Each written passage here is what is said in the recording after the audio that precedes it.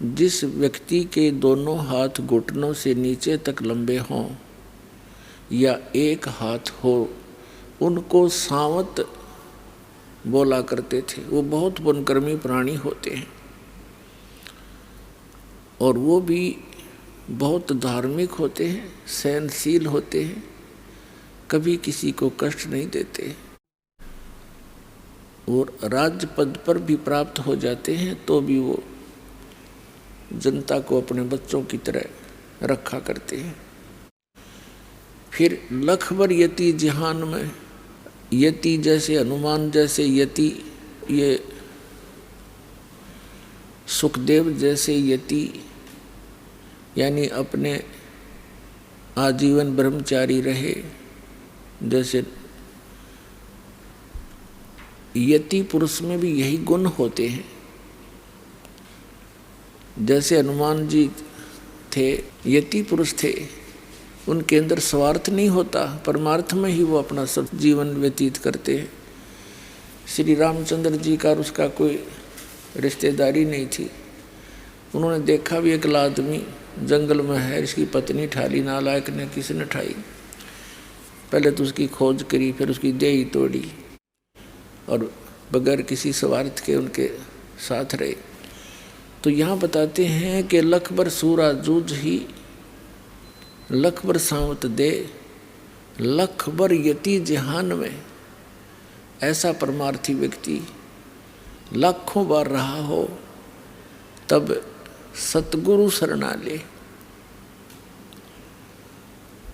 आप उन पुण्यकर्मी प्राणियों में से हैं कि परमात्मा ने आपको शरण में ले लिया। अब आप क्या हो गए उसकी भी बताते हैं। गोरख से ज्ञानी घने, सुखदेव यति जहान, सीता सी बहु भारिया, संत दूरी अस्थान। अब परमात्मा की शरण में आने से आपकी कितनी वैल्यू होगी।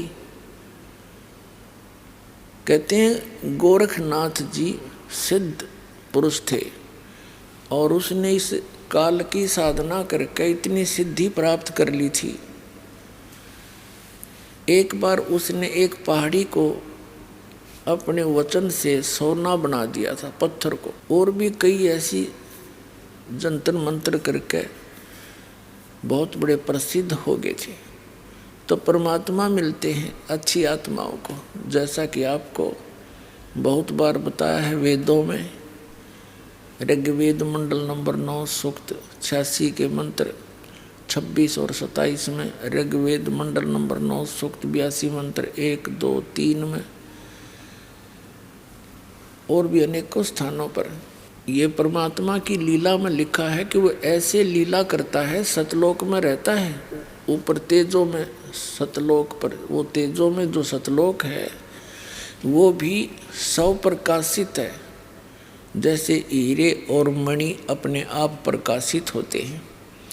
वो एक भूमि है, एक पृथ्वी है सतलोक, और उसमें वहाँ परमात्मा रहता है एक बहुत बड़े गुम्बज में, बहुत बड़े, और सिंहासन पर विराजमान है, मनुष्य सदृश है, सिर पर मुकुट है, ऊपर सफ़ेद छत्र है दाता का।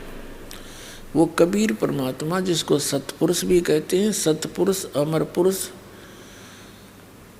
और परम अक्षर पुरुष, परम अक्षर ब्रह्म, ये तो इनकी पदवी के नाम हैं और उनका वास्तविक नाम, शरीर का नाम कबीर है, कबीर देव, कबीर साहब। जैसे अपने देश के प्रधानमंत्री जी का शरीर का नाम अन्य होता है, प्रधानमंत्री, प्राइम मिनिस्टर, ये उनकी पोस्ट के नाम होते हैं। तो वहाँ ऐसे रहता है और वहाँ से चलकर आता है, गति करके आते हैं, अच्छी आत्माओं को मिलते हैं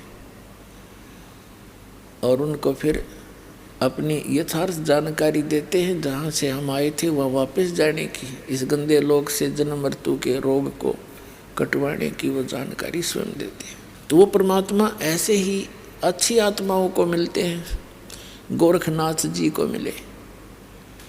गोरखनाथ जी पहले तो गोष्ठी कह रहा था मैं ज्ञान चर्चा करेंगे। जब परमात्मा ने उसको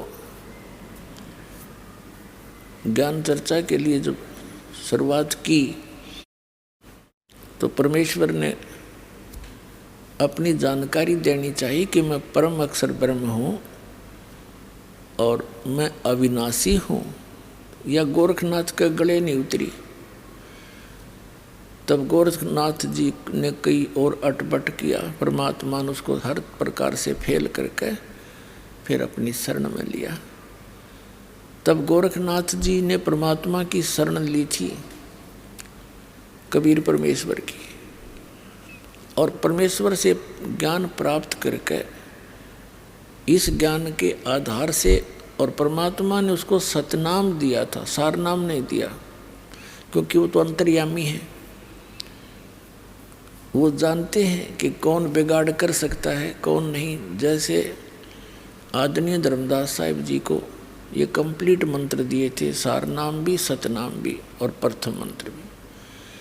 आदरणीय नानक साहिब जी को, आदरणीय मुल्कदास साहिब जी को, आदरणीय दादू साहिब जी को, आदरणीय गरीबदास साहिब जी गांव छुरानी जिला झज्जर वाले को, आदरणीय गीसा दास जी साहिब गांव खेखड़ा जिला मेरठ उत्तर प्रदेश वाले को, इनको तो कंप्लीट कोर्स दिया था। लेकिन इनको सख्त हिदायत दे दी थी कि तुमने आगे किसी को सतनाम भी नहीं देना है और ना ही ये सारनाम की झलक किसी को बतानी नहीं, क्योंकि आने वाले जो समय हमारा सही है, निर्धारित समय, ये निर्धारित समय है बिजली पीढ़ी का। इस समय तक इन सभी मंत्रों को और इस यथार्थ ज्ञान को गुप्त रखना था। नहीं तो ये काल ने कहा था कि कलयुग में मैं तेरे नाम ते, सतलोक और सचखंड के नाम ते और कबीर और अमर पुरुष के नाम ते मैं अनेक पंथ चलाऊंगा, और उन पंथों में ज्ञान तो कहेंगे वो सतलोक और सचखंड का, और नाम देंगे सारे काल के। तो ये सभी के सभी मेरे ही जाल में फंसे रहेंगे। ऐसी व्यवस्था कर दूंगा जब तुम आओगे कलयुग में, क्योंकि काल ने कबीर परमात्मा से एक प्रार्थना करके वचन प्राप्त किया था कि 3 युगों में, सतयुग त्रेता द्वापर में जीव कम ले जाना परमात्मा। और परमात्मा को भी मालूम था कि जब तक ये जीव घना दुखी नहीं होलेगा तब तक ये भगवान नहीं ढंग से बच सकता। और सतयुग त्रेता द्वापर तक पुनकर्मी प्राणी आते हैं, उनको विशेष दुख नहीं होता, ना शारीरिक कष्ट होते हैं, ना किसी चीज़ का विशेष अभाव होता है। तो फिर वो जो भी साधना कर रहे होते हैं उनको मिलता है पिछले संस्कार प्रारब्ध से सब सुविधाएं, सब सुख, पुत्र पुत्री, सब सुविधा हो जाती है। तो वो ये सोचते रहते हैं कि हम जो पूजाएं कर रहे हैं इन्हीं से हमें लाभ हो रहा है। तो परमात्मा ने जानबूझकर उसको दे दिया था, बालक है ये मांग क्या सकता है। 3 युग में जीव थोड़े ले जाना, मालिक को भी मालूम था कि ये ना करें भक्ति मेरे आड़ी 3 युग में, और कलयुग में ये महादुखी हो जाएंगे। और जो साधना ये कर रहे होंगे इन नकली संतों द्वारा बताई हुई, उससे इनको लाभ होना है नहीं, और पिछले पुण्य इनके हैं ही नहीं, होंगे ही नहीं। कलयुग में तो इतने अमकति सतयुग त्रेता द्वापर से अपने पुण्यों को नाश करते करते यहाँ तक पहुँचते। तब परमात्मा को पता था कि उस कलयुग के बिचली पीढ़ी के समय में ये सभी उस काल के जो फैलाए हुए जाल में सब संतों पंथों के पास घूम फिर कर उनके ज्ञान को सुन सुना कर ये सारे थक चुके होंगे, और स्थिति ज्यों की त्यों होगी। जैसे ये जय गुरुदेव पंथ का प्रवर्तक श्री तुलसीदास जी थे, ये मेरे ख्याल में 70 साल तक सत्संग कर गए, 70 से भी ज़्यादा कर गए होंगे। और जब से सत्संग करने लगा, जब से न्यों करने लग गए थे, हम तो छोटे छोटे ही थे जब सुना करते जय गुरुदेव सतयुग आओगा, जय गुरुदेव सतयुग लाओगा। वो सतयुग तो है ना, घोर कलयुग ला गए वह, और आप भी चले गए ब्रान माटी करवा के। अपने आत्मा ना उनकी साधना ठीक, ना उनका ज्ञान कोई भगवान वाला, ना उन्होंने कोई सदग्रंथ धार मान्या। अपनी लोकवेद सुनी सुनाई उस शिवदयाल की दंत कथा से लाखों करोड़ों जीव काल के मुंह में डाल दिए।